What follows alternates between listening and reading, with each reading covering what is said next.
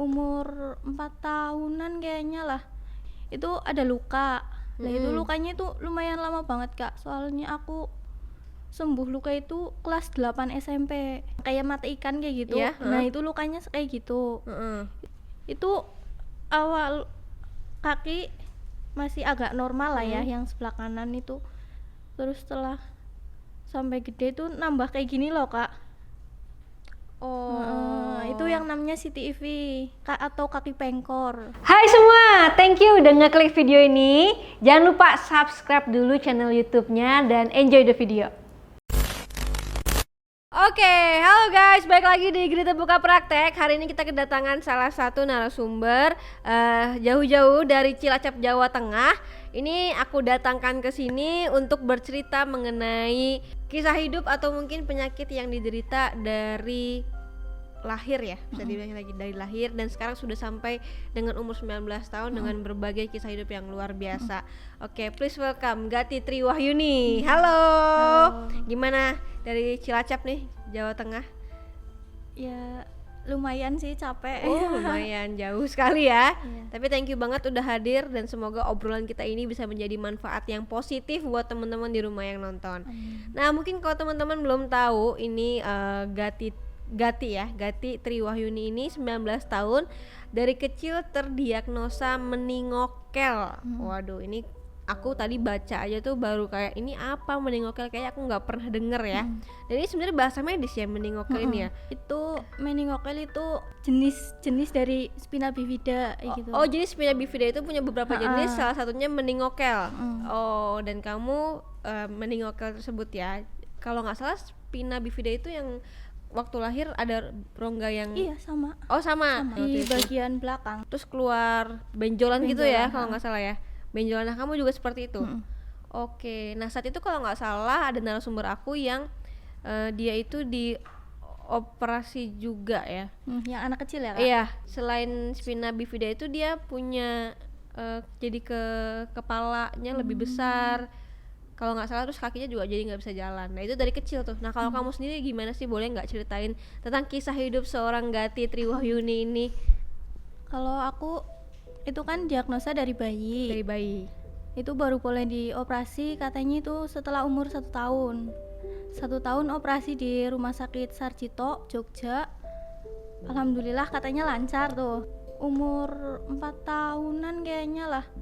Di kaki bagian kanan, di bawah di telapak kaki samping itu ada luka. Nah, itu lukanya itu lumayan lama banget, Kak. Soalnya aku sembuh luka itu kelas 8 SMP. Oke, berarti kalau aku boleh bikin timelinenya, berarti dari 1 tahun sampai ke 4 tahun nih kamu baik-baik aja? Sudah bisa jalan kah? Bisa jalan, main kayak anak yang lain. Oh ya? Berarti kakinya nggak ada masalah sama sekali? Enggak. Dan benjolan itu udah diambil? Sudah. Ya emang jalannya agak telat sih, umur 2 tahun baru bisa jalan. Oh, tapi bisa jalan, lari-lari ke sawah, ke main. Kakak tahu kapalan? Kapalan tahu? Kayak mata ikan kayak gitu. Iya, Nah, itu lukanya kayak gitu. Itu sampai kelas 8 SMP. Itu luka itu yang bikin bener-bener nguras banget, Kak. Kayak jadi sering sakit kayak gitu. Oh, itu main lah ya, Kak, nggak sadar ya gitu. Kena apa? Jadi luka itu lama banget. Udah sempet dibersihin di rumah sakit udah 2 kali, sampai kelas 8. Itu awal kaki masih agak normal lah ya, yang sebelah kanan itu. Terus setelah sampai gede tuh nambah kayak gini loh, Kak. Itu yang namanya CTIV atau kaki pengkor. Awalnya bisa jalan normal, tapi kayak kaki yang bengkok itu nambahnya itu nggak kelihatan banget loh, Kak. Kayak berproses kayak gitu sampai bener-bener kayak gini, jalannya kayak gini. Berarti dari ini kita analogikan kaki ya, berarti kan kayak gini, terus lama-lama begini gini gitu. Sampai kayak gini. Sekarang kayak gini berarti? Sekarang kayak gini. Oke. Nah, itu gara-gara setelah ke dokter atau mungkin tanya tenaga medis, gara-gara luka itu kah? Awalnya kan karena luka itu kan kayak bikin sering sakit, demam. Jadinya kan kelas 1 SD udah pernah dibersihin lukanya di dokter, operasi kecil. Kelas 4 juga. Terus waktu SMP itu dibawa ke dokter lagi, katanya kalau kakinya nggak dibenerin, nggak dioperasi, lukanya nggak akan sembuh. Itu di rumah sakit Cilacap. Untuk ngelurusin kaki itu jadi dirujuk ke rumah sakit Solo. Setelah di sana beda lagi Kak. Ini kaki baru bisa dioperasi, dilurusin kalau lukanya udah sembuh. Jadi kebalik. Kebalik. Lah kan bingung di situ Iya. ya Kak. Sedangkan itu luka udah bertahun-tahun tuh. Ya, terus disaranin buat pakai tongkat. Pakai tongkat itu awalnya aku jalan masih, ya meskipun agak pincang tapi masih jalan biasa nggak pakai tongkat. Aku jalan pakai tongkat itu biar nggak nahan beban banget loh Kak. Sambil minum obat, berobat lancar, lukanya sembuh. Setelah 1 tahun lah, jangka waktu 1 tahun, balik lagi ke rumah sakit Solo. Di sana mulai diproses buat penjadwalan operasi. Oke. Operasinya diapain itu? Operasinya Untuk apa? kan dari yang kaki kayak gini, sekarang sudah kayak gini, udah dibetulin lah. Meskipun bisa dibilang itu telat, jadi kakinya berkembangnya itu nggak kayak yang lain. Oke. Itu Kak, yang CTV itu yang kakiku yang Yang sebelah kiri. Kalau yang sebelah kanan itu drop foot. Jadi kakinya itu, telapak kakinya itu nggak bisa digerak-gerakin. Oh. Ada rasanya nggak?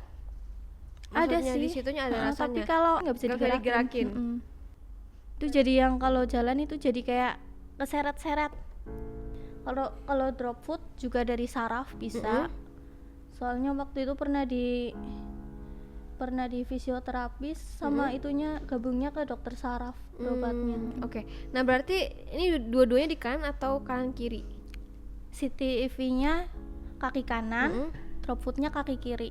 Oh, tapi padahal yang luka kayak kanan doang. Oke, kita kembali ke tadi. Jadi setelah di Solo terus kemudian dijadwalkan untuk operasi untuk membetulkan kakinya supaya begini lagi. Iya. Itu berarti yang kanan dong, yang CTV. Yang kanan. Nah, itu berarti di kamu waktu SMP. Iya, waktu SMP kan aku kelas 8. Terus biar lukanya sembuh, jadi aku berhenti sekolah dulu.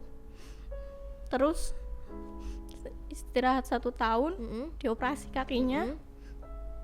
Ya ada jarak 1 tahun apa 2 tahun lah. Terus pengen nyoba sekolah lagi tuh Kak. Kenapa kamu harus berhenti sekolah? Ya buat fokus biar Bisa nggak jalan terlalu lagi. capek kayak gitu loh Kak. Soalnya kayak kalau sekolah itu seminggu itu pasti ada yang bolong nggak berangkat. Saking capeknya berarti ya. Oke, nah terus setelah itu akhirnya operasi dan tidak sekolah ya, putus sekolah ya. Padahal kamu kan juga katanya di kelas 6 SD sempat jadi juara 1 juga ya. Waktu ujian. Waktu ujian Kelulusan, nasional bahkan ya. Wah, luar biasa. Matematika 100, IPA 100, Bahasa Indonesia 92. Intinya aku baru mulai sekolah lagi 2018 apa 2019, 2018 akhir kayaknya. Karena kayak udah telat, berhentinya 2 tahun. 2 tahun, berhenti 2 tahun terus jadi ngelanjut di kejar paket. Nah, di situ waktu kejar paket jatuh, Kak. Jatuh. Kena di bagian lutut yang sampai sekarang jalannya pakai tongkat. Aslinya setelah operasi kan awalnya pakai tongkat tuh biar lukanya sembuh. Setelah operasi udah bisa latihan jalan lagi, udah bisa jalan. Nah, itu sekolah terus jatuh. Kan dari parkiran kan jalannya terus ada ambalannya. Ambalan itu tangga atau Tangga, apa? Oh, tangga. tangga. Berarti kamu sebenarnya waktu itu udah sempat bisa jalan. Udah. Terus berarti ini pakai tongkat tadi aku pikir gara-gara telapak, ternyata bukan. Gara-gara lutut. yang terbaru lagi gitu ya. Kayak intinya waktu itu sempet kakinya nggak bisa digerakin. Bagian lututnya sekarang udah bisa, tapi cuma masih kayak belum kuat gitu loh, Kak. Oke. Bener nggak sih kalau misalkan mungkin kan dari kecil udah ada spina bifida, terus walaupun mungkin udah dioperasi, udah di obatin, itu masih ada sangkut pautnya ke semua tulang. Katanya itu yang bilang kayak gitu tuh juga dokter yang di Solo. Ini kemungkinan CTIV sama drop foodnya ini pengaruh karena spina bifidanya. Soalnya itu kan syaraf. Oke, aku doain kamu bisa jalan lagi ya. Amin. Kayaknya semangat kamu juga sangat luar biasa aku lihat-lihat. Ya. Sempet nggak sih mungkin nanya atau dokter kasih tahu penyebabnya apa sih si spina bifida ini? Enggak sih. Enggak tanya-tanya ke arah situ. Karena ya spina bifidanya udah lama, udah dari umur 1 tahun. Apa yang bikin kamu berat waktu itu ninggalin sekolah? Ya gimana ya, kayak semangatnya sekolah, terus tiba-tiba suruh berhenti. Ya kayak ngubur cita-cita kayak gitu loh, Kak. Dulu apa cita-cita kamu? Dulu sih pengennya jadi guru. Jadi guru. Kalau sekarang? Aku tanya lagi. Sekarang udah beda. Udah beda. Pengen apa? Sekarang kan lagi di paket C tahun terakhir ini. Niatnya pengen lanjut kuliah sih. Mau kuliah apa? Manajemen. Gimana waktu, kalau boleh cerita, gimana waktu kamu dulu mungkin menghadapi semua ini dari umur 4 tahun sampai sekarang? Apa tantangannya? Apa yang bikin kamu bersyukur? Kalau pas waktu masih kecil sih tantangan itu dari temen ya, Kak. Kan masih sama-sama kecil, belum paham lah, masih saling ecek-ecekan. Kalau pas udah gede sih temennya udah pada ngerti lah ya, karena mungkin pemikirannya udah Beda. udah beda. Teman waktu itu pernah diapain sama teman? Ya kalau misal mainan ya, misal petak umpet nih, Gati nggak usah diajak, Gati kakinya bengkok, nanti nggak bisa lari-lari kayak gitu. Tadi kan kamu pengen banget tuh masih sekolah, terus kemudian kamu tiba-tiba harus break, harus mengubur mimpi kamu dalam-dalam. Apa sih tantangan yang kamu rasain setelah break sekolah? Tantangannya ya kayak ini otaknya itu kayak udah tumpul kayak gitu loh, Kak. Kayak bingung, apalagi kejar paket kan materinya nggak kayak yang sekolah formal. Betul. Kurang maksimal lah menurutku. Kurang maksimal. Ya memang paling maksimal adalah kita ke sekolah ya. Oke. Nah kalau papa mama sendiri, apa sih yang mungkin dukungan apa yang mereka kasih ke kamu? Kalau dukungan ya paling itu sering nguatin, ngasih semangat, kayak ya nggak apa-apa lah ya, jalanin aja yang ada. Yang penting terus semangat. Ya yang penting kamunya juga terus semangat. Kalau boleh tahu nih role model kamu siapa sih? Kayak baru kemarin sih lihat di Instagram itu ada Mbak Putri apa ya namanya, itu disabilitas, pakai kursi roda, itu bisa kerja nyampe, padahal orang Jogja kayaknya bisa kerja nyampe di BSD, ngekos sendiri, itu kayak wah Luar keren biasa banget ya. Luar biasa ya. Kalau sekarang kamu udah secara hati kamu udah bisa menerima atau belum sebenarnya? Ya masih pengen kayak yang lain sih. Oke, berarti masih pengen untuk bisa seperti orang lain lah ya. Tapi pasti kamu udah lebih baik dari sebelum-sebelumnya. Ya sih, udah lebih menerima, apalagi lihat kayak yang lain yang bukannya lagi gimana, tapi ada yang lebih parah, ada yang lebih susah dari aku, tapi mereka bisa terus semangat ya. Iya, betul banget. Banyak banget teman-teman disabilitas khususnya ya, yang mereka tuh semangatnya luar biasa, lebih dari kita ini sebenarnya. Ya, yang penting kita harus terima juga. Once kita udah terima, pasti kita bisa lihat lah Tuhan tuh seberapa hebatnya. Oke, nah selama 19 tahun ini ada nggak saat-saat dimana kamu berada di titik paling terendah dalam hidup? Itu sih, Kak, pas suruh berhenti sekolah sama pas habis jatuh itu. Kayak aku tuh baru berhenti sekolah, terus dioperasi, udah sembuh, mau ngejar cita-cita lagi, mau sekolah lagi, tiba-tiba terus Jatuh lagi kan, ya gimana lah. Oke, mungkin aku pengen tahu juga pandangan dari sisi kamu, cara kamu tuh mensyukuri apa yang udah Tuhan kasih buat kamu.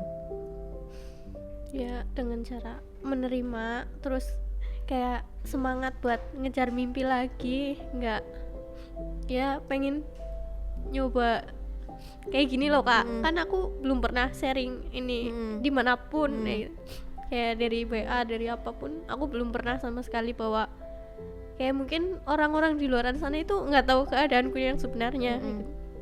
Kayak sekarang mulai tiba-tiba aja nih kepikiran, waktu itu ini tengah malam loh kak, waktu ngirim email di Grita, kepikiran, terus 1 minggu kemudian dapat WA. Ih, berarti kan aku harus nyoba buat sharing ke yang lain bahwa aku tuh kayak gini loh keadaanku kayak gini, tapi aku tetap semangat nih.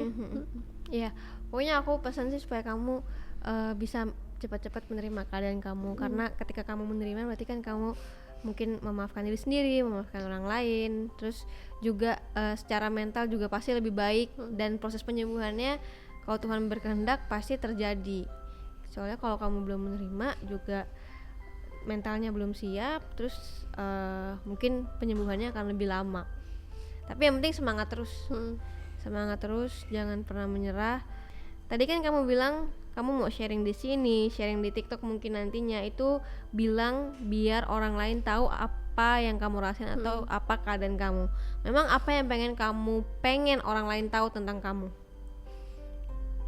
Dengan aku yang kayak gini mungkin aku masih bisa semangat, terus orang-orang lihat aku bisa, ya biar orang lain lebih bersyukur lah hidupnya. Ya tapi kamunya harus lebih semangat lagi. Lebih berusaha lagi. Maksudnya ya mungkin Tuhan kasih cobaan bertubi-tubi kan, tapi kan pasti selalu ada pelangi di setelahnya. Nah mungkin kalau kamu nggak ini, mungkin yang lain yang lebih parah kan kita nggak tahu juga. Yang pasti aku percaya bahwa Tuhan kasih ini buat kamu, ya berarti kamu siap, dan juga kamu orang yang kuat untuk menghadapi ini semua. Kalau sekarang kamu masih terima perlakuan kurang baik nggak dari orang-orang, mungkin karena stereotip mereka? Alhamdulillahnya enggak sih kak, soalnya ya kayak dari lingkungan temen itu kan udah sama-sama dewasa, udah tahu lah gimana. Udah enggak ya alhamdulillah ya. Jadi kamu juga bisa fokus dengan diri kamu sendiri dan juga penyembuhan ya. Gati, semoga kamu bisa jalan lagi ya. Kamu jangan putus asa, terima diri sendiri, terima orang tua dan juga orang lain juga, maafin diri sendiri yang paling penting, supaya mentalnya juga bisa kuat, semangatnya ya ditambah lagi. Kalau mentalnya kita udah bersih, udah ini, pasti semangatnya tambah lagi. Saat itu kamu semoga udah bisa jalan lagi ya. Amin. Sebelum kita tutup ini, mungkin ada pesan yang mau kamu sampaikan buat teman-teman di rumah yang nonton yang keadaannya mungkin lagi terpuruk? Semangat terus sih, kayak kalau kita dikasih cobaan, kita pasti nanti dikasih jalan keluar buat keluar dari cobaan itu sendiri. Kalau dikasih cobaan berarti kita juga bakal kuat buat ngejalanin cobaan itu. Nah sekarang aku mau pengen kamu ngucapin terima kasih buat keluarga kamu. Ya buat mama, bapak, semua kakak, makasih banget atas supportnya. Ya Gati belum bisa balas apa-apa sampai sekarang ini. Udah sih kak. Oke, thank you banget ya Gati ya. Kamu sehat-sehat terus. Pokoknya kamu harus semangat terus. Pasti nanti dikasih jalan sama Tuhan. Jangan putus asa. Terus juga salam buat keluarga dan teman-teman. Makasih nonton video ini. Semoga dengan Gati datang ke sini, teman-teman bisa dihidupkan kembali semangatnya dan juga semangat meraih mimpinya.